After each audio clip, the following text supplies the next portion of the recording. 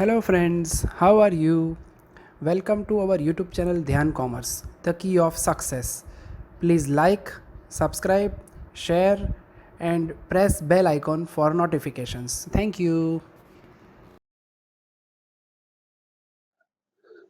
જય માતાજી વિદ્યાર્થી મિત્રો, આપ સ્ક્રીન ઉપર દાખલા નંબર એબી લિમિટેડ જોઈ શકો છો, જેમાં એ લિમિટેડે બી લિમિટેડનો સમાવેશ કરી દીધો છે બાળકો.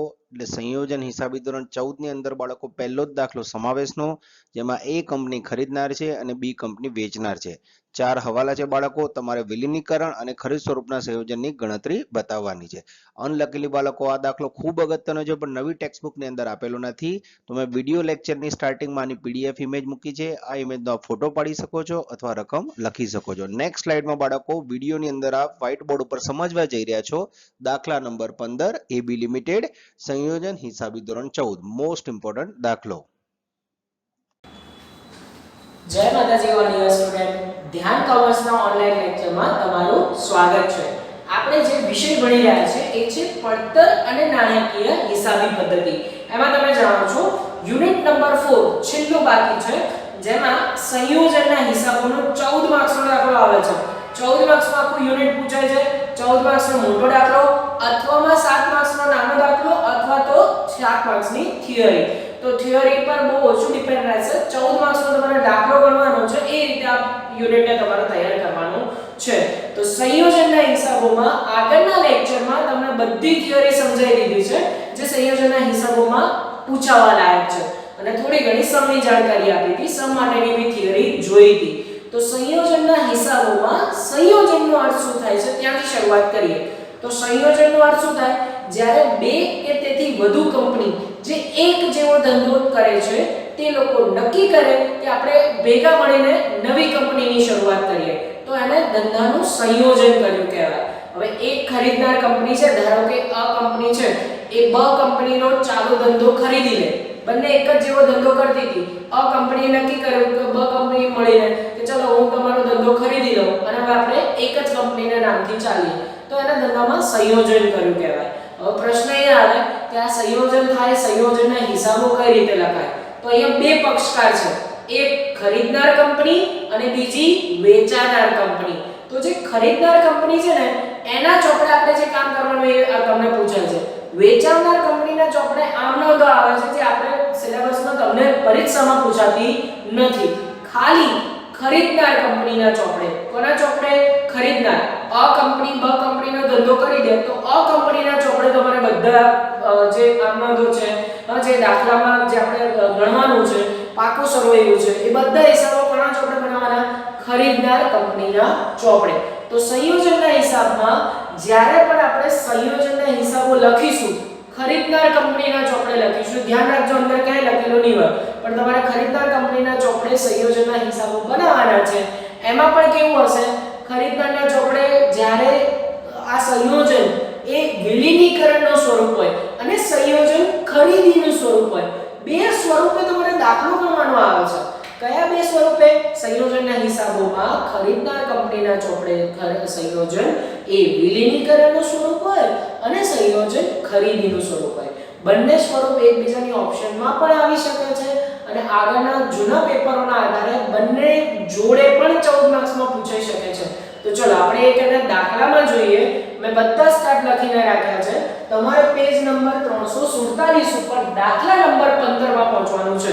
સંયોજનના હિસાબો માટે તમારી પાસે પડતર નાણાકીય હિસાબની બુક હોવી જોઈએ.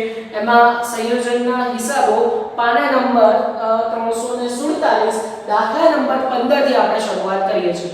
જોડે આજે તમને હોમવર્ક પણ મળશે, જેથી કરીને તમે આના જેવા દાખલા પ્રયત્ન કરી શકો. કારણ કે આમાં છે ને એક જ જેવા દાખલા પૂછાય છે પરીક્ષામાં. સો તમારા માટે બહુ સારી બાબત છે કે દાખલા મોટા હશે પણ એક જ જેવું કામ તમારે કરવાનું છે, તો તમારા માટે બહુ સારું બની જવું જોઈએ. ચલો શરૂઆત કરીએ. દાખલા નંબર 15 પેજ નંબર 347. એ અને બી કંપની એ રીતે લખેલું છે. સૌથી પહેલા હું રકમ વાંચું છું, તમને સમજાવું છું, પછી બોર્ડ ઉપરની દરેક વસ્તુને તમને સમજાવીશ. ચલો દાખલા નંબર 15 માં એ કંપની અને બી કંપની લિમિટેડ તારીખ 31 માર્ચ 2012 ના રોજ પાકું સરવૈયું નીચે મુજબ છે. ભાઈ એ અને બી બે કંપની છે, એમનું તમને પાકું સરવૈયું રેડીમેડ આપેલું છે. જેવું પાકું સરવૈયું હોવું જોઈએ એવું જ પાકું સરવૈયું છે, જેમાં જવાબદારી મિલકતો બંને બાજુ છે. પછી જુઓ સામેના પેજ ઉપર આપણું બહુ અગત્યનું કામ શરૂ થાય છે પાકા સરવૈયા પછી 1 એપ્રિલ 2012 ના રોજ A લિમિટેડ અને B લિમિટેડ નીચેની શરતોએ સમાવી લેવાનું નક્કી કર્યું. ભાઈ 1 એપ્રિલ 2012 ના રોજ A કંપનીએ B કંપનીને સમાવી લેવાનું નક્કી કર્યું. તો ખરીદનાર અને વેચનારના નામ આવવા જોઈએ. જો પહેલા જ દાખલો જ્યારે તમે વાંચો ત્યારે તમને આ ખબર પડવી જોઈએ કે કઈ ખરીદનાર કંપની છે કઈ વેચનાર કંપની છે. તો ખરીદનાર કંપની કોણ થાય? A company. અને વેચનાર કંપની કોણ થાય? B company. હમણાં આપણે લખી લઈએ. પહેલા જો આગળ બાકીની વિગતો આપણે જોઈ લઈએ. પછી તમને 4 અલગ અલગ હવાલા આપેલા છે. જો હવાલામાં શું હોય એવી કહી દો. જ્યારે કોઈ કંપની ખરીદે ને બીજી કંપનીનો ધંધો તો ત્યારે એને ચૂકવણી કરવી પડે. કોઈ કંપની આપણામાં મફતમાં આવે નહીં, મફતમાં ના આવે બદલામાં એને શું કરવું પડે? ભાઈ ચૂકવણી કરવી પડે. કોને કોને ચૂકવણી થાય? તો એના ઇક્વિટી શેર હોલ્ડરોને ચૂકવણી થાય, પ્રેફરન્શિયલ હોલ્ડરોને ચૂકવણી થાય, ડિબેન્ચર હોલ્ડરોને ચૂકવણી થાય. ત્યારે એ કંપની આપણામાં સમાવેશ થાય. એમનો ના થાય. સંયોજન કરવું હોય, સમાવેશ કરવો હોય તો ચૂકવણી કરવી પડે. આ બધા છે ને હવાલા ચૂકવણીના હવાલા છે. 4 હવાલા તમને આપેલા છે. એના પછી તમે જુઓ ઉપરની વિગતોના આધારે નીચેના સંજોગોમાં સંયોજન પછીનું A લિમિટેડનું પાકું સરવૈયું બનાવો. ઉપરના હવાલાને આધારે કઈ શું બનાવવાનું તમારે? સંયોજન પછીનું. કોની બુકમાં? A કંપનીની બુકમાં શું બનાવવાનું છે? સંયોજન પછીનું પાકું સરવૈયું. તો આ સંયોજન પછીનું પાકું સરવૈયું છે કોની બુકમાં બનાવીશું? તો કે A કંપનીની બુકમાં. A કંપનીની બુકમાં, A કંપનીના ચોપડામાં. ખ્યાલ આવે છે? ચલો તો આગળ એમણે બે વસ્તુ જવાબ માંગ્યા છે. જો પાકું સર્વે પાછું એક રીતે નથી, એમાં પાછું અ અને બ છે. અ રીતે શું કીધું છે? જો સંયોજન વિલીનીકરણનું સ્વરૂપ હોય. બ નંબર જો સંયોજન ખરીદીનું સ્વરૂપ હોય. એનો મતલબ તમારા પાકું સર્વે તમારો મેઈન જવાબ છે સંયોજન પછીનો. પણ સંયોજન ખરીદીનું સ્વરૂપ હોય, સંયોજન વિલીનીકરણનું સ્વરૂપ હોય. તો જો આ રીતને સમજવા માટે તમારે એક કે બે દાખલા જોશે, પણ પછીથી તમને આનો કોઈ વસ્તુનો કોઈ પ્રશ્ન આવશે જ નહીં, કારણ કે સ્ટેપ બાય સ્ટેપ ગણતરી કરતી જ જવાની છે. જો સંયોજન પછીનું પાકું સરવૈયું માંગ્યું ને, એમને બે સ્વરૂપે માંગ્યું છે, સંયોજન વિલીનીકરણ, સંયોજન ખરીદી. તો હવે જો સંયોજન વિલીનીકરણના સ્વરૂપે આપણે શરૂઆત કરીએ. અ નંબર સંયોજન વિલીનીકરણનું સ્વરૂપ હોય તો એમાં આપણે કામ કેટલું કરવાનું? પાકું સરવૈયું બનાવતા પહેલા 3 સ્ટેપ જોશે મારા. કેટલા સ્ટેપ જોશે મિત્રો? 3 સ્ટેપ. પહેલું સ્ટેપ જ્યારે સંયોજન વિલીનીકરણનું સ્વરૂપ હોય, પહેલું સ્ટેપ યાદ રાખવાનું, ખરીદ કિંમતની ગણતરી. પહેલા શું ગણી નાખવાનું? ખરીદ કિંમત, કારણ કે ચૂકવણી કર્યા વગર કોઈ કંપની આપણી ના થાય. બીજું સ્ટેપ ડિબેન્ચરની નવી કિંમત શોધી કાઢવી. નવા જે ડિબેન્ચર હોલ્ડરોને તમે ચૂકવણી કરી હોય એની કિંમત શોધી કાઢવાની. સ્ટેપ નંબર 3 સામાન્ય અનામતની ગણતરી. સામાન્ય અનામતમાં જે ફેરફાર થયો હોય એ શોધીને નવું સામાન્ય અનામત શોધી કાઢવાનું, જે પાકા સરવૈયામાં લઈ જઈશું. અને છેલ્લે પાકું સરવૈયું આવે. તો 3 સ્ટેપ અને પાકું સરવૈયું. ચલો હવે આપણે શરૂઆત કરવી છે સમની. દાખલા આપણે ગણવાની શરૂઆત કઈ રીતે થાય? તો આ સ્ટેપ બાય સ્ટેપ આ બધું મૂકતું જવાનું છે. સૌથી પહેલા જેવું આ હેડિંગ લખ્યું સંયોજન વિલીનીકરણનું સ્વરૂપ હોય, પહેલા આપણે શું જોશે? ખરીદનાર કંપની કોણ છે? વેચનાર. આના વગર તો સમ શરૂ થાય જ નહીં. ચેક કરો કોણ ખરીદે છે અને કોણ વેચાય છે. તો નીચે પેરેગ્રાફમાં તમને આપેલું છે પાકા સરવૈયાના નીચે કે A કંપની B કંપનીને શરત નીચેની શરતોને આધારે સમાવે છે. તો ખરીદનાર કંપની કોણ છે? A company. કોણ ખરીદે છે? ધંધો A કંપની ખરીદે છે. એટલે ખરીદનાર કંપની A કંપની છે અને વેચાવનાર કંપની કોણ છે? B company. B કંપની જે છે ને એ વેચાઈ જાય છે. તો ખરીદનાર અને વેચનાર કંપનીનું નામ ખબર પડી ગઈ. ધંધો A કંપની ખરીદે છે, વેચાય છે B. ચલો આગળ વધીએ. પછી આપણે જેવી ખરીદ કિંમત શોધીએ, ખરીદ કિંમત કોને ચૂકવશો? હવે તમને એ ખબર પડવી જોઈએ. ખરીદ કિંમત આપણે B કંપનીને ચૂકવીશું. કોને ચૂકવીશું? B કંપનીને. હું A કંપની હોઉં તો મારે ધંધો B નો ખરીદવો તો B ના શેરહોલ્ડરને ચૂકવણી કરવી પડે ને. ટૂંકમાં આપણે ખરીદનાર કંપની છીએ. આપણે કોણ બની જવાનું? ખરીદનાર કંપની. અત્યારે આપણે A કંપની છીએ. ચલો B કંપનીના શેરહોલ્ડરોને ચૂકવણી કરવાની. ચૂકવણીમાં બે જ વસ્તુ લેવાની. ખરીદ કિંમતમાં કઈ બે વસ્તુ લેવાની? તો કે ઇક્વિટી શેર લેવાના અને પ્રેફરન્સ શેર લેવાના. ચેક કરો હવાલા નંબર 1. જો હું હવાલા નંબર 1 વાંચું છું.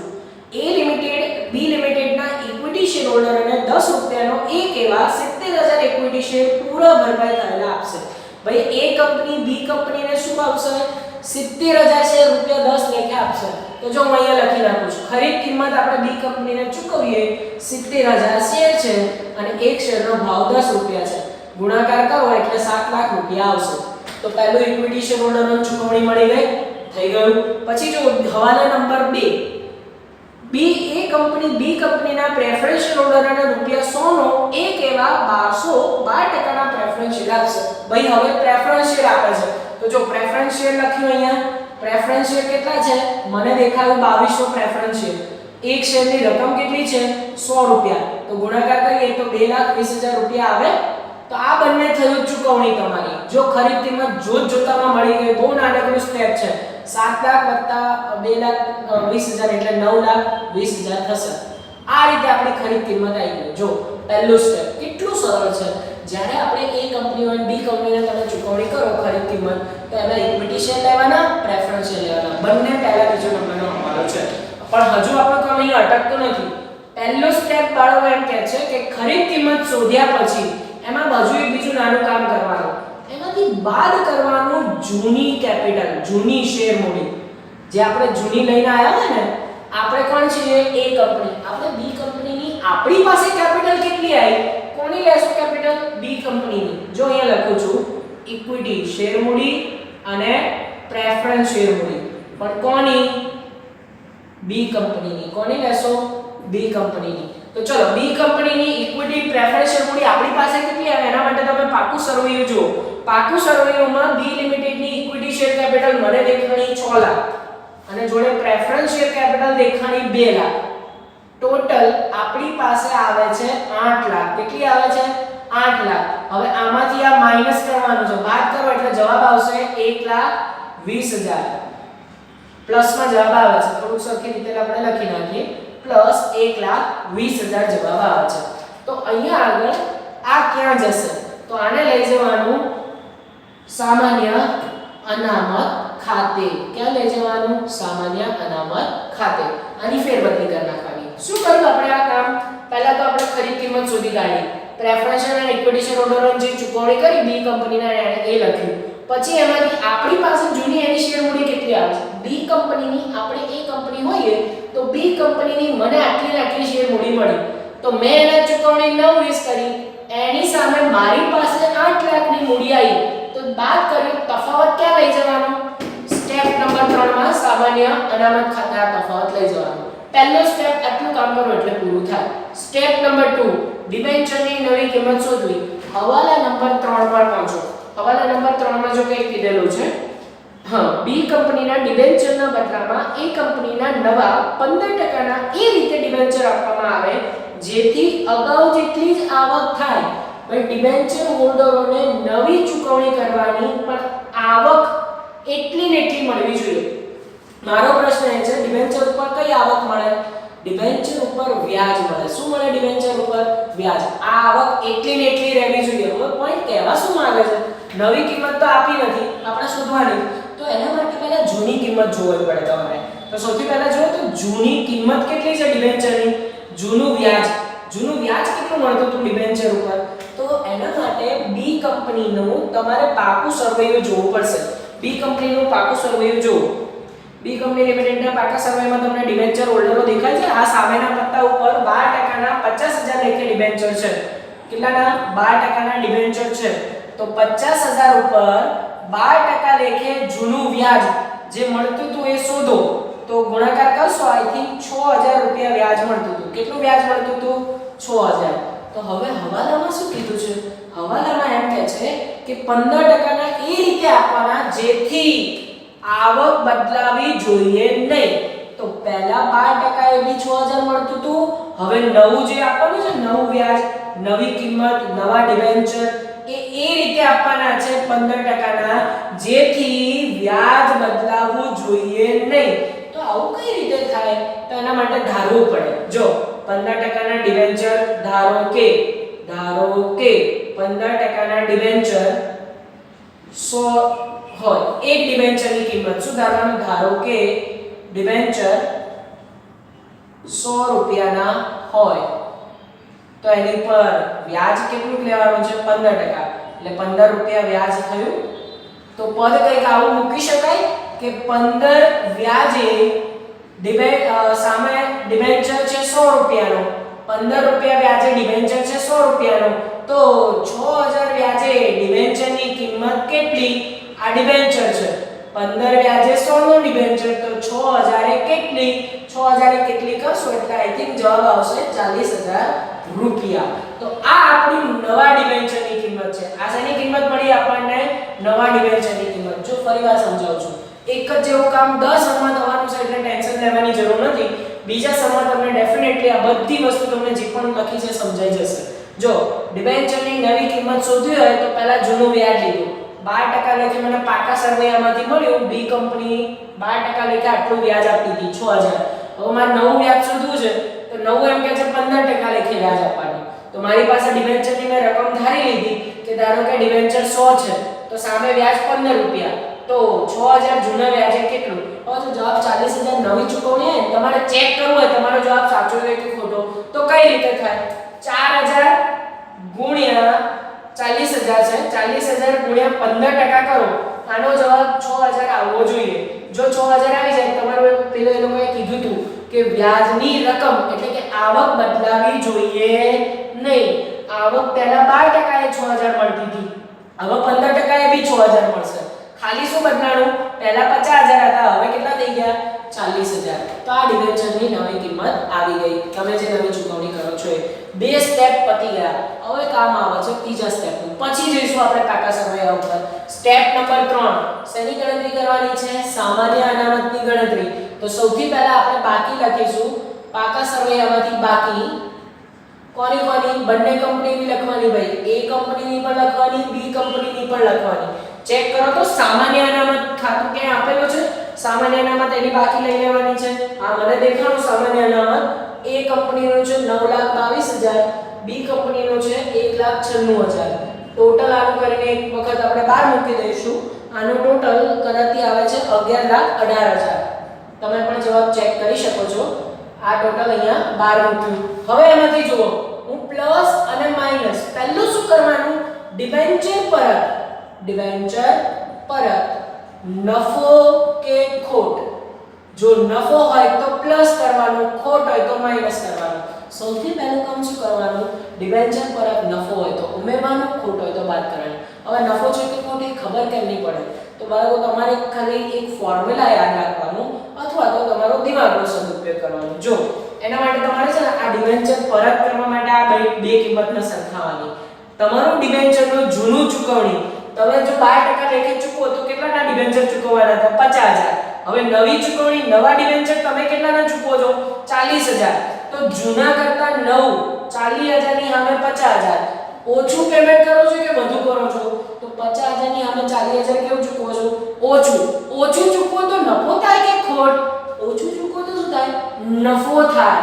તો નફો થાય એનો મતલબ અહીંયા આગળ આપણે શું કરી દેવાનું? પ્લસ કરવાનું. ડિબેન્ચર પરત નફો. કેમ નફો આવ્યો ભાઈ? તો કે જૂનું પેમેન્ટ બરાબર નવું ચૂકવણી વધારે હતી. જૂના બરાબર નવું જે હતું એ ઓછું છે.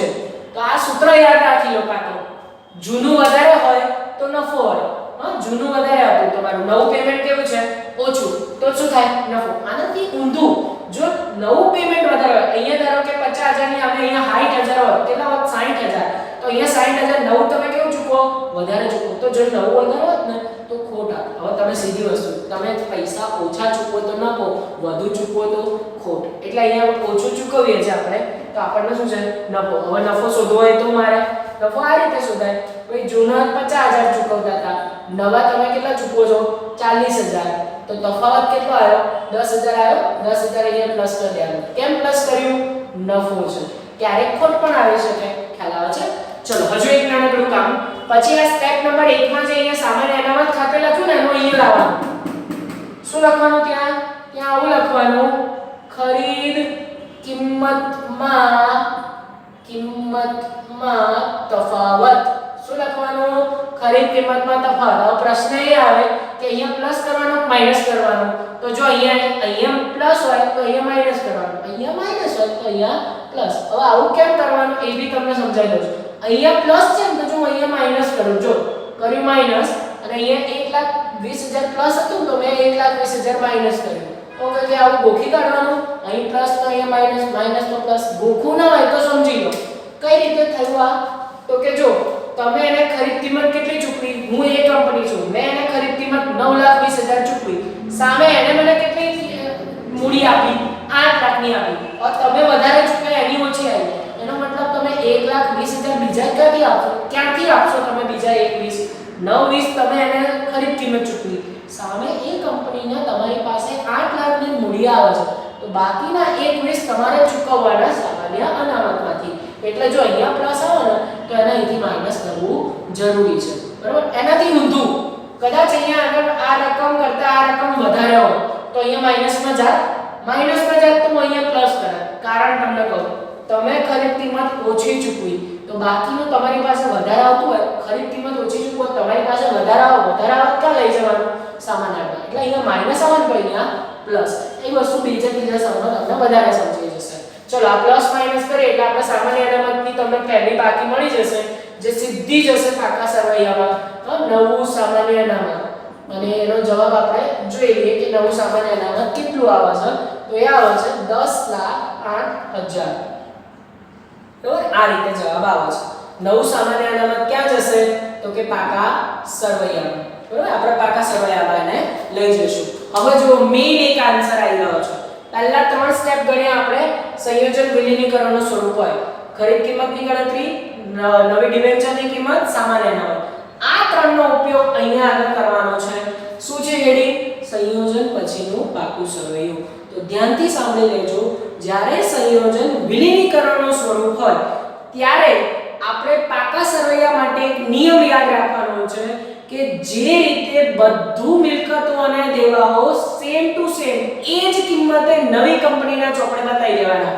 એટલે આપણે એ કંપનીના ચોપડે A નું અને B નું બધું પ્લસ કરીને લઈ લેવાનું છે. એક પણ વસ્તુ છોડવાની નથી. હા, પણ નવી વસ્તુ નવી કિંમતે લેવાની. હવે આપણે B કંપનીને જે નવું ચૂકવણી કરીને નવી વસ્તુ નવી કિંમતે, પછી એ મિલકતો હોય દેવા હોય, નવી વસ્તુ નવી કિંમતે, બાકી બધું પ્લસ કરી દેવાનું. એના માટે જો તમે જૂનું પાકું સરવૈયું તમારી જોડે રાખો અને પછી આપણે એને અહીંયા આગળ સીધું પ્લસ કરીને લઈ લેવાનું. ચલો જૂનું પાકું સરવૈયું માટે તમે અંદર ધ્યાન આપો કે સૌથી પહેલા જવાબદારી બાજુ લઈ લે. ડેન્જરસ જવાબદારી બાજુ છે. જો તમે ઊભું પાકું સરવૈયું આખો નમૂનો જોઈ શકો છો અને તમારે પરીક્ષામાં ઊભું પાકું સરવૈયું જ બનાવવાનું છે, નહીં તો પેપર ચેકર માર્ક્સ નહીં આપે. તો સૌથી પહેલા ઇક્વિટી અને દેવા બાજુ, એમાં શેર હોલ્ડરોના ભંડોળો અને એમાં પાછું શેર મૂડી, અનામત અને દેવા. બીજું હેડિંગ બિન ચાલુ દેવા, ત્રીજું હેડિંગ ચાલુ દેવા. તો સૌથી પહેલા ઇક્વિટી બાજુ પહોંચી જઈએ. જૂના પાકા સરવૈયામાં પહેલું તમને શું દેખાય છે? તો પહેલું મને અને તમને બંને જ દેખાવું જોઈએ ઇક્વિટી શેર મૂડી. તો અહીંયા આપણે પણ પહેલા શું લઈ લેવાનું? ઇક્વિટી શેર મૂડી. સંયોજન પછીનું પાકું સરવૈયું, એમાં સૌથી પહેલા શેર મૂડી અને એમાં પહેલા ઇક્વિટી શેર મૂડી. ચલો ઇક્વિટી શેર મૂડી નિયમ શું કહે છે? બંને કંપનીનું લઈ લેવાનું ભાઈ, A અને B. ચલો A અને B કંપનીની ઇક્વિટી શેર મૂડી માટે પહેલા હું A કંપનીની જોઉં છું અને A કંપનીની દેખાડી 16 લાખ. અચ્છા, જેવું B કંપનીનું પાકા સરવૈયામાંથી લેવા જાય 6 લાખ એ નહીં લેવાય. કારણ શું? તમે જો નવી ચૂકવણી કરી તો B કંપનીના ઇક્વિટી શેર હોલ્ડરોને કેટલા ચૂકવ્યા છે ભાઈ? 7 લાખ. તો અહીંયા આગળ શું લેવાનું? નવું પેમેન્ટ લેવાનું. કેટલું નવી ચૂકવણી કરી? 7 લાખની. તો અહીંયા ભૂલ ના થવી જોઈએ.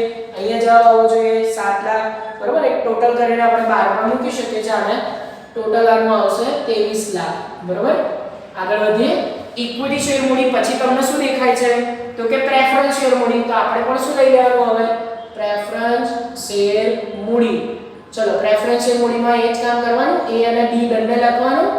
A કંપનીની જો તો પ્રેફરન્સ શેર મૂડી કેટલી છે? 9,22,000. ના, A કંપનીની પ્રેફરન્સ શેર મૂડી છે જ નહીં. અચ્છા, B કંપનીના પ્રેફરન્સ શેર અંદર 2 લાખ છે. પણ શું 2 લાખ લેવાના? બિલકુલ નહીં. જો 2 લાખ લીધા તો ગયા.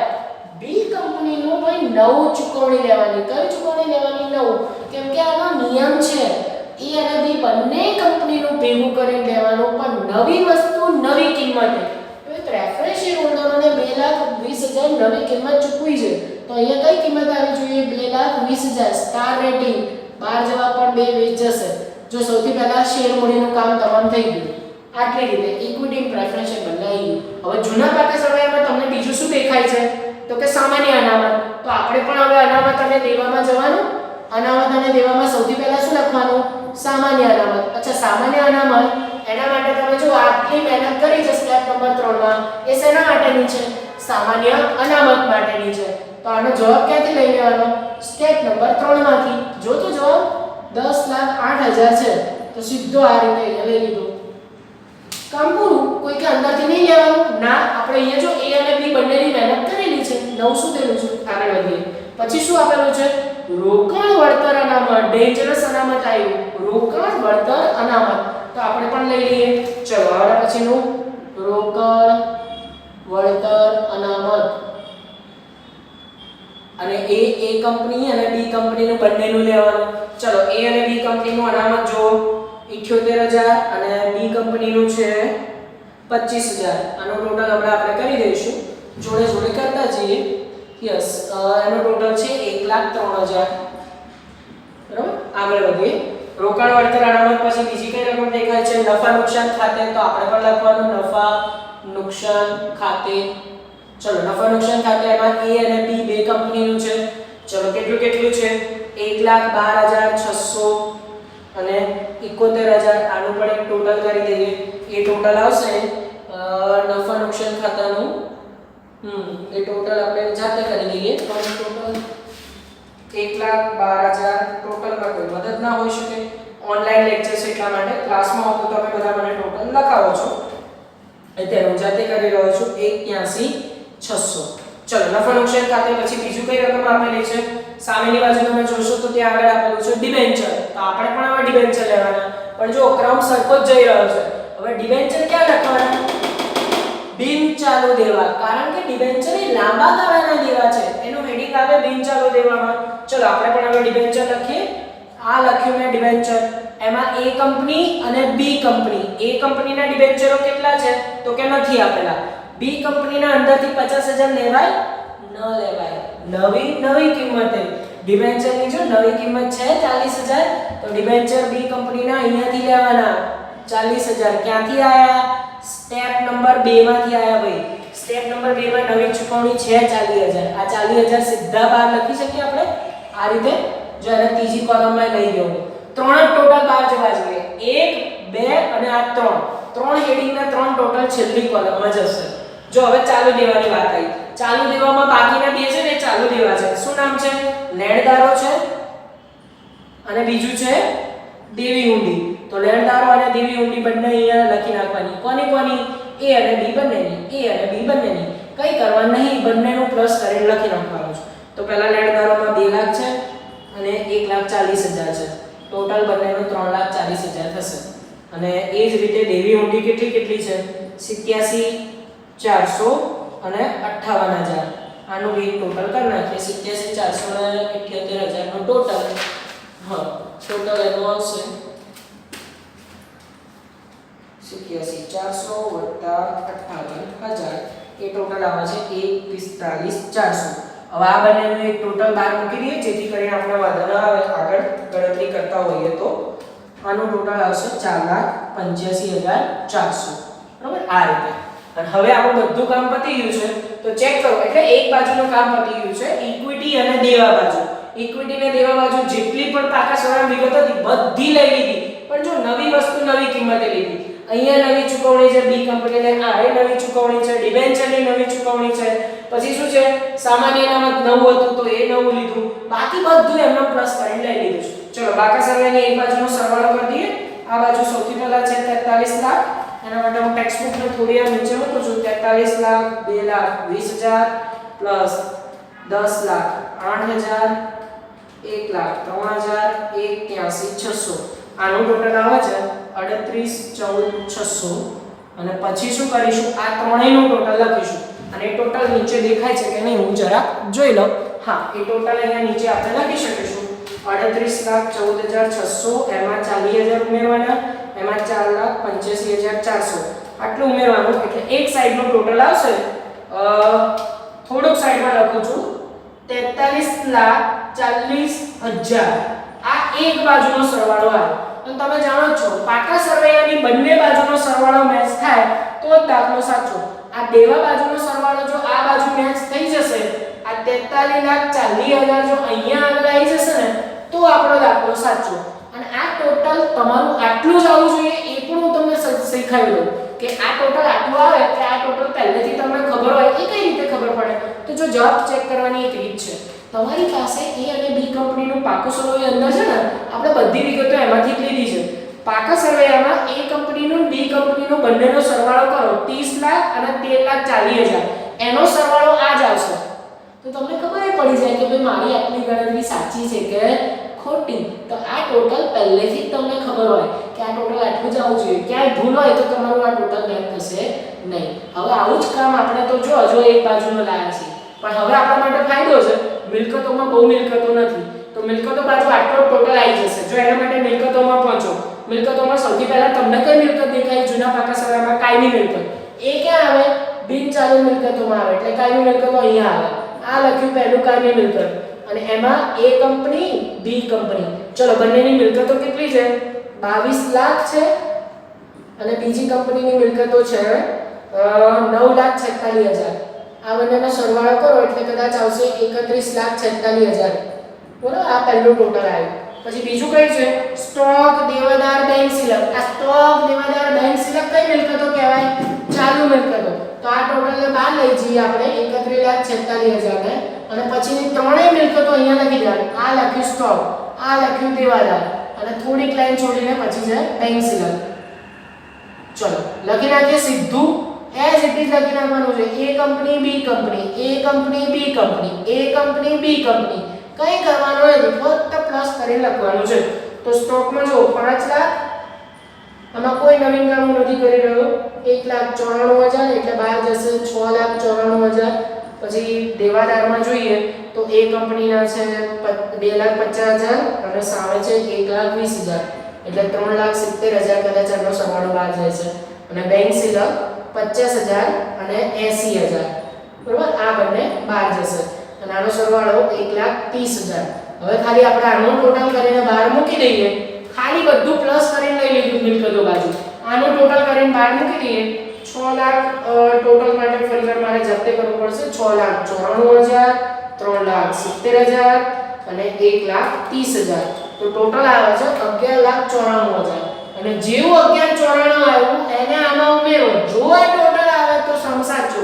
ટોટલ આપણે ઉમેરી દઈએ અને આવી જાય છે. હા, આવી જાય છે 43,40,000. પાકા સરવાળાની બંને બાજુનો સરવાળો આવે એટલે કોમર્સ વાળા ખુશ. અને તમને પહેલેથી શીખેલા જો એક બાજુનું આવી ગયું. ખ્યાલ આવે છે? તો અહીંયા શું કર્યું? હજુ તો એક સંયોજન પત્યું. સંયોજન વિલીનીકરણનો સ્વરૂપ હોય. સંયોજન હજુ ખરીદીનો સ્વરૂપ બાકી. વિલીનીકરણના સ્વરૂપમાં પાકા સરવાળાનો નિયમ શું છે? બંને કંપનીનું બધું પ્લસ કરીને લઈ લેવાનું. હવે હું તમને શીખવાડવા જઈ રહ્યો છું સંયોજન ખરીદીનું સ્વરૂપ હોય. એટલે મારો આજનો ટાર્ગેટ તમને આ જે સંયોજનના હિસાબો છે એ વ્યવસ્થિત કરાવવાનો છે. તો હવે આપણે શું કરીશું? સંયોજન એ ખરીદીના સ્વરૂપ માટે હું બોર્ડને બધી અમુક જગ્યા કરીશ, બાકીનો મોટા ભાગની વસ્તુ એમ રાખીશ. એટલે તમારું ધ્યાન હવે અહીંયા જ હોવું જોઈએ. ચલો તો હવે આપણે શું જોવાનું છે? સંયોજન ખરીદીનું સ્વરૂપ હોય ત્યારે આપણે કેટલા સ્ટેપમાં ગણતરી કરવાની અને પાકું સરવૈયાનો નિયમ શું છે? તો સંયોજન હવે ખરીદીનું સ્વરૂપ છે. આગળ વિલીનીકરણનું જે સ્વરૂપ હતું એમાંથી અમુક સ્ટેપ આપણે ગણતરીમાં કામમાં આવવાના જ છે. જો જેમ કે સંયોજન ખરીદીનું સ્વરૂપ છે એમાં 3 સ્ટેપ પહેલા ગણવા પડે. પાકા સરવૈયા પહેલા 3 સ્ટેપ, જેમાંનું પહેલું સ્ટેપ ખરીદ કિંમતની ગણતરી. હવે ખરીદ કિંમતની ગણતરી આગળ આપણે જોઈ વિલીનીકરણના સ્વરૂપમાં. એ જ ખરીદ કિંમત આપણને કામમાં આવશે. આપણે A કંપની છીએ, B કંપનીને ભાઈ 9,20,000 આપણે ખરીદ કિંમત ચૂકવી છે. તો એ તો આપણે ગણેલું જ હતું. કેટલા ઇક્વિટી શેરની રકમ અને કેટલી પ્રેફરન્સ શેરની રકમ આપણે કેટલી ચૂકવણી કરીએ આપેલું છે. તો ભાઈ પહેલું સ્ટેપ તો પૂરું થઈ ગયું, બરોબર. પણ હવે ખરીદીના સ્વરૂપ માટે સ્ટેપ નંબર 2 અને 3 ની ગણતરી કરવી પડશે. સ્ટેપ નંબર 2 શું છે? તો કે ચોખ્ખી મિલકતની ગણતરી કરવાની છે. તો ચોખ્ખી મિલકતની ગણતરી માટે તમને યાદ આવતું હશે, આગળ પાઘડીની ઘણી બધી જગ્યાએ તમે આને ગણ્યું છે. ચોખ્ખી મિલકતનું સૂત્ર શું થાય? તો કે કુલ મિલકતો બાદ કુલ દેવા. પણ બધી મિલકતો અને બધા દેવા નથી લેવાના. એવું હોય તો પછી સરવાળો શૂન્ય આવે. મિલકતો લેતી વખતે ધ્યાન રાખવાનું છે કે અવાસ્તવિક મિલકતો લેવાય નહીં. તો તો પહોંચી જાઓ મિલકતો બાજુ. આપણે ચોખ્ખી મિલકતની ગણતરી કઈ કંપની માટે કરીએ છીએ? બી કંપનીની. તો બી કંપની માટે જે પણ મિલકતો આપેલી છે એના ઉપર ધ્યાન હોવું જોઈએ. તો સૌથી પહેલા મને દેખાય છે મિલકતો બાજુ કાયમી મિલકતો. તો આ લખ્યું મેં કાયમી મિલકત. રકમ છે 9,46,000. લખ્યું 946. પછી બીજી કઈ મિલકત છે? સ્ટોક છે, દેવાદાર છે, બેંક સિલક છે. આ બધી મિલકતો ચાલુ મિલકત કહેવાય. જ્યારે તમે મિલકતો ચોખ્ખી મિલકત માટે ગણતા હો તો એને ગણતરીમાં ધ્યાનમાં લેવાની છે. એ મિલકતો 100% લઈ જઈશું. કોઈ અવાસ્તવિક મિલકતો દેખાઈ નથી એનો મતલબ બધી મિલકતો અહીંયા આગળ લઈ લેવાની છે. તો બી કંપનીની દરેક મિલકતોનો અહીંયા આગળ જવાબ હું લખતો જાઉં છું. પહેલી છે સ્ટોક 1,94,000, પછી દેવાદાર 1,20,000 અને બેંક સિલક છે 80,000. આમ જોવા જઈએ તો બધી મિલકતો આપણે અહીં લઈ લીધી છે કારણ બધી મિલકતો આપણે લઈ શકાય એવી હતી. અચ્છા, સરવાળો કરવાની જરૂર નથી. આ કુલ મિલકતોનો સરવાળો પણ ત્યાં કરીને આપેલો જ છે કારણ કે આપણે બધી મિલકત લઈ ગયા 13,40,000. હવે વાત આવે છે દેવાની. તો દેવાઓમાં કયા દેવા લઈ જવાના? તો ભાઈ લાંબા ગાળાના અને ટૂંકા ગાળાના દેવા અહીંયા ધ્યાનમાં લેવામાં આવે છે. મતલબ કે માલિકીના ભંડોળો અનામત અને વધારો લેવાનો નથી. તો તમે જુઓ પાકા સરવૈયામાં સૌથી પહેલા ઇક્વિટી શેર, મૂડી, પ્રેફરન્સ શેર આના લેવાય માલિકીના ભંડોળો. પછી સામાન્ય અનામત, રોકાણ વળતર અનામત, નફા નુકસાન ખાતું, આ બધું અનામત અને વધારો કહેવાય. એ પણ લેવાનું નથી. તો બી કંપનીનું લેવાનું શું દેવામાં? તો કે ભાઈ ડિબેન્ચર, કારણ કે લાંબા ગાળાના દેવા છે. આ લખ્યું મેં ડિબેન્ચર. પર ધ્યાન રાખો અંદર આપેલા 50,000 નથી લેવાના કારણ તમે ડિબેન્ચર હોલ્ડરોને નવી ચૂકવણી કરો છો. આગળ વિલીનીકરણમાં અહીંયા 40,000 આવી ગયું છે. તો ડિબેન્ચરની કઈ રકમ લેશો? 40,000 નવી રકમ લેવામાં આવશે. એના પછી બીજા કયા દેવા તમને દેખાય છે? તો કે લેણદારો અને દેવી હુંડી. એ પણ લઈ લઈશું. લેણદારો લીધા અને દેવી હુંડી લીધી. લેણદારોની રકમ છે 1,40,000 અને દેવી હુંડીની રકમ છે 58,000. હવે જેવું કુલ મિલકતોમાંથી આ ત્રણ દેવા બાદ કરશો એટલે સ્ટેપ નંબર 2 નો જવાબ આવી જશે. અને સ્ટેપ નંબર 2 નો જવાબ આપણા માટે રહેશે 11,02,000. તો આપણો સ્ટેપ નંબર 2 પતી ગયું ભાઈ. હવે ત્રીજું સ્ટેપ ધ્યાન રાખજો. બંનેમાં સ્ટેપ તમને યાદ હોવા જોઈએ, ગણતરી યાદ હોવી જોઈએ તો તમે આ દાખલો સરખી રીતે કરી શકશો. સ્ટેપ નંબર 3 કાં તો મળશે મૂડી અનામત, કાં તો મળશે પાઘડી. તો ખબર કેમ નહીં પડે કે મૂડી અનામત છે કે પાઘડી? તો એના માટે તમારે આ સૂત્ર કોઈ એક યાદ રાખવાનું. જ્યારે તમારી પાસે મૂડી અનામત હશે ત્યારે ચોખ્ખી મિલકત વધારે હશે, ખરીદ કિંમત ઓછી હશે. ચેક કરો તો આ દાખલામાં સ્ટેપ નંબર 2 માં ચોખ્ખી મિલકત આવી 11,02,000, સામે ખરીદ કિંમત છે 9,20,000. ચોખ્ખી મિલકત કેવી છે? વધારે. તમે ખરીદ કિંમત કેવી ચૂકવો છો? ઓછી. આપણે એ કંપની છે, આપણે ખરીદ કિંમત ઓછી ચૂકવીએ મતલબ એ આપણું કહેવાય મૂડી અનામત. શું કહેવાશે? મૂડી અનામત. અચ્છા, આનાથી ઊંધું સમ્માન નથી દાખલામાં છે નહીં પણ તેમ છતાં સમજાવી દઉં છું. પાઘડી ક્યારે હશે? તો કે ભાઈ તમારી ખરીદ કિંમત વધુ હશે અને ચોખ્ખી મિલકત ઓછી હશે. તમે ખરીદ કિંમત વધારે ચૂકવો ને, તમે ખરીદ કિંમત વધારે ક્યારે ચૂકવો? જ્યારે ધંધામાં પાઘડી હોય.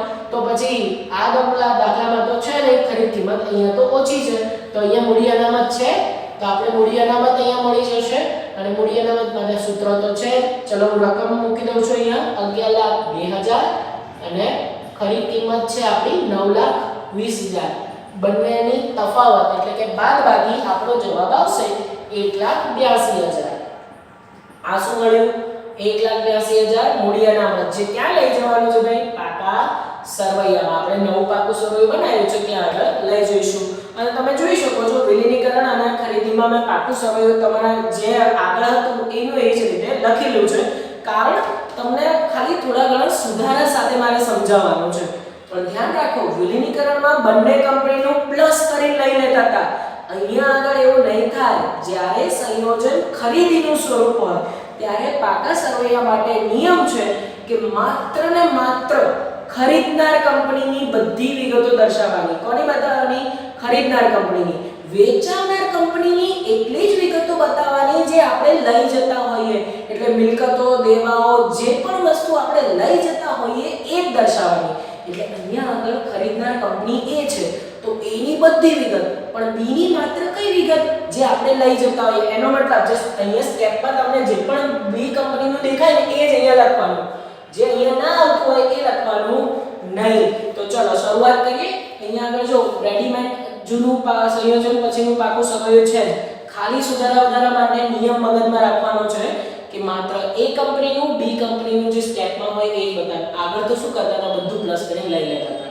જો અહીંયા આગળ એના માટે તમે અહીંયા ધ્યાન આપો. સૌથી પહેલા ઇક્વિટી અને દેવા બાજુ લઈ લઈએ.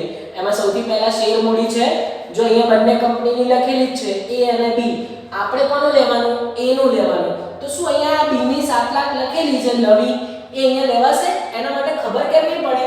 જો અહીંયા પહેલા સ્ટેપમાં આપણે ચૂકવણી કરેલી છે, કરેલી 7 લાખ, તો 7 લાખ આપણે ચૂકવણી કરી છે, તો પછી આ ઇક્વિટી શેર મૂડી બંનેની રાખવાની, A અને B બંનેની રાખવાની. એનો મતલબ આ જવાબ એમનો એમ, સહેજ પણ એમાં સુધારો વધારો નથી કરવાનો. પછી જો એ જ રીતે પ્રેફરન્શિયલ, A અને A નું તો કંપનીની છે જ નહીં પ્રેફરન્શિયલ, પણ B ની 2,20,000 નવી કિંમત ચૂકવી છે. તો જો અહીંયા સ્ટેપ નંબર 1 માં 2,20,000 છે, હા છે, તો પછી આ પ્રેફરન્શિયલની રકમ પણ A અને B ની એમનેમ રાખવાની, રાખવાની, કેમ કે ખરીદી માટે નિયમ છે. બધું A કંપનીનું B કંપનીનું એ જ લખવાનું જે આપણે લઈ જઈએ છીએ. તો સુધારો વધારો ક્યાં આવશે? તો જો હવે અહીંયા સુધારો, મેઈન સુધારો વધારો થશે સ્ટાર રેટિંગ. ખરીદીના સ્વરૂપમાં તમારે પાકા સરવાળામાં અહીંયા ધ્યાન રાખવાનું છે, અનામત અને વધારો. જો અનામત અને વધારામાં સૌથી પહેલા સામાન્ય અનામત છે. તો અહીંયા ક્યાંય સ્ટેપમાં તમને સામાન્ય અનામત નથી આવ્યું. તો સામાન્ય અનામત માત્ર ને માત્ર કઈ કંપનીનું લઈશું? તો કે A કંપનીનું. કારણ આપણે એ ખરીદનાર કંપનીનું જ બધી વિગતો દર્શાવવાની છે. તો ખરીદનાર કંપની એટલે કે A કંપનીનું સામાન્ય અનામત કેટલું છે? તો દેખાઈ જવું જોઈએ તમને. પાકા સરવાળામાં અંદર આપેલું છે 9,22,000. ક્યાંથી લીધું છે? અંદર પાકા સરવાળામાંથી. હવે વાત આવે છે ડેન્જરસ રોકાણ વળતર અનામત. ખરેખર ખતરનાક છે રોકાણ વળતર અનામત, જેને કાનૂની અનામત કહેવાય છે. આગળ એક હવાલો આપણે નતો જોયો, કારણ એની અસર નથી આવતી. હવાલા નંબર 4 પર પહોંચો, એની અસર અત્યારે આવશે. ચોથા નંબરનો હવાલો, રોકાણ વળતર અનામત હજુ બીજા 2 વર્ષ માટે આગળ રાખવું જરૂરી છે. ભાઈ રોકાણ વળતર અનામત 2 વર્ષ માટે રાખવાનું છે. એનો મતલબ એવું કહેવા માંગે છે કે A કંપનીનું તો તમે રાખવાના જ હતા, પણ B કંપનીનું જે હટાઈ દેવાનું હતું એ નથી હટાવવાનું. કારણ હવાલા નંબર 4. હવાલા નંબર 4 માં કીધું કે B કંપનીનું રોકાણ વળતર અનામત જાળવી રાખો. તો પછી આપણે રાખવું પડશે. જો અહીંથી 25,000 બાદ નહીં કરું, આ A અને B બંને કંપનીનું રહેવા દઈશ. હવે આગળ જો સુધારા વધારામાં નફા નુકસાન ખાતું A અને B બંનેનું છે. આપણે કોનું લેવાનું? માત્ર A કંપનીનું જ. તો અહીંયા પણ સ્ટાર રેટિંગ A કંપનીનું 1,12,600 જ માત્ર લઈશું. સમજણ પડી છે? તો અહીંયા A કંપનીનું જ આવવું જોઈએ. હજુ પણ તમને એક વિગત બતાવી દઉં. એક અનામત અને વધારો લેવાનું હંમેશા બાળકો ભૂલી જાય છે. એ સ્ટેપ નંબર 3 છે, મૂડી અનામત. જો નવું આવ્યું છે, આ બંને સ્ટેપ સિવાય સ્ટેપ નંબર 3 માં નવું મૂડી અનામત છે, તો એને લેવાનું નહીં, લખવાનું નહીં, ભૂલવાનું નહીં, તો જવાબ નહીં આવે. મૂડી અનામત ક્યાંથી આવ્યું? સ્ટેપ નંબર 3 માંથી. અને રકમ છે 1,82,000. આ રીતે તો જો મેઈન સુધારો વધારો અનામત અને વધારામાં આવી ગયો છે. હવે જો આગળ બિન ચાલુ દેવા અને ચાલુ દેવા છે. માત્ર A કંપનીના રાખવાના તો હતા જ, પણ શું આ B કંપનીના બિન ચાલુ દેવા અને ચાલુ દેવા રાખવાના? આ ડિબેન્ચરની રકમ, લેણદારની રકમ, દેવી ઊંડીની રકમ રાખવાની. એના માટે અહીંયા જો ચોખ્ખી મિલકતમાં તમે આ ત્રણેય દેવા લઈ જાઓ છો, એટલે A કંપની B કંપનીની ચોખ્ખી મિલકતોમાં તમે આ દેવાઓ લઈ જાઓ છો, તો પછી આ પણ એમનું એમ જ રાખવાનું. આમાં કોઈ પણ પ્રકારનો સુધારો વધારો નહીં થાય. તો આ રીતે પાકા સરવાળાની એક બાજુનું કામ થઈ ગયું છે. તો હવે આપણે માત્ર સરવાળો કરવાનો બાકી છે, જે અત્યારે આપણે કરી શકીએ છીએ.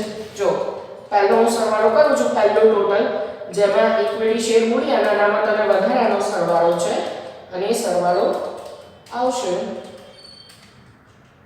યસ, એ સરવાળો આવશે. આપણે થોડુંક સરવાળો કરી નાખીએ. 43 લાખ, એ 2,20,000, પછી 9,22,000, 1,03,000, 1,12,600 અને 1,82,000. હા, એ સરવાળો આવશે 38,39,600. અને પાકા સરવાળાની એક બાજુનો સરવાળો હવે આપણે મળી જશે, જે આપણે બંને બાજુ મેચ થવો જોઈએ, અને સરવાળો આવશે 43,65,000. જવાબમાં તમે પણ ચેક કરી શકો છો. જ્યારે સંયોજન ખરીદીનું સ્વરૂપ હોય 43,65,000 બંને બાજુ આવવો જોઈએ. તો એનો મતલબ મિલકતો બાજુ પણ આ જ સરવાળો પહેલેથી આપણે મૂકી શકીએ. આ સરવાળો આવવો જ જોઈએ. અને જ્યારે સંયોજન ખરીદીનું સ્વરૂપ હોય છે ત્યારે આ બાજુ એટલો સરવાળો થવાનો નથી. પણ પહેલા આપણે જોઈ લો મિલકતો બાજુ કઈ કઈ વસ્તુ લખવાની નહીં લખવાની પહેલા એ જોઈ લઈએ. ખરીદીના સ્વરૂપનો નિયમ શું છે? માત્ર એ કંપનીનું. તો અહીંયા બી કંપનીની કાયમી મિલકત એ લખી છે, સ્ટોક એ લખ્યો છે, દેવાદાર એ લખ્યો છે, બેંક સિલક એ લખી, બધી મિલકતો બી કંપનીની લખી છે. એના માટે તમારે અહીંયા સ્ટેપ નંબર 2 માં જુઓ. આ દરેક મિલકતો આપણે લઈ જઈએ છે, બધી મિલકતો આપણે લઈ જઈએ છે. આપણે એટલે એ કંપની આ બધી મિલકતો લઈ જાય છે. મતલબ એ નું તો રાખવાનું જ હતું, બી ની પણ બધી મિલકતો અહીંયા રાખવાની છે. કોઈ પણ પ્રકારનો આમાં સુધારો વધારો કરવાનો નથી. તેમ છતાં હવે જ્યારે તમે આનું ટોટલ કરશો ને તો એ ટોટલમાં અમુક રકમ ખૂટશે. અને ખૂટતી રકમ કઈ છે? આગળ જેમ વિલીનીકરણમાં ટોટલનો સરવાળો તમે ચેક કરી શકતા હતા અને અહીંયા પણ ખૂટતી રકમ તમે ચેક કરી શકો છો.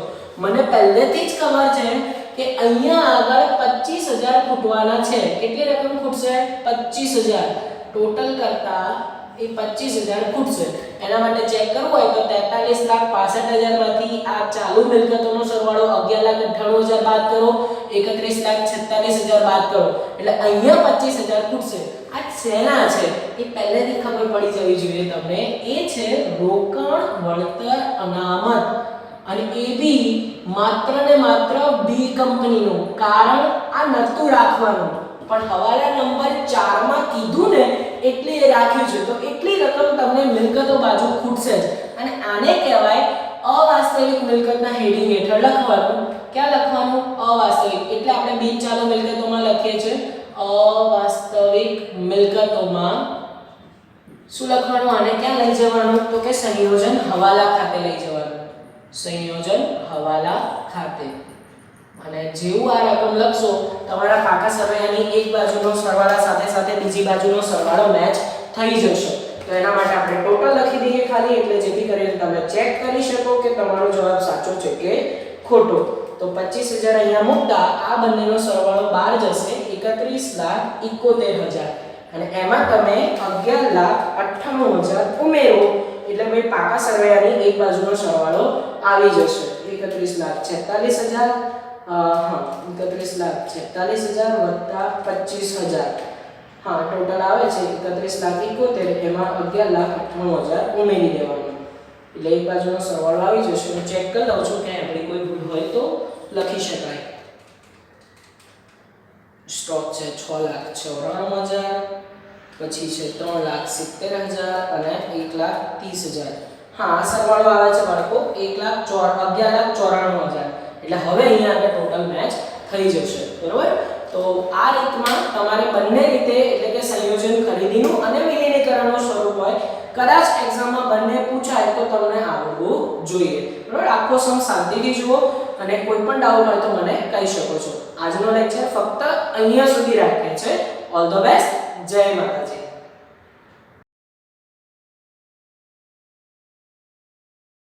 Please like, subscribe, share and press bell icon for notifications.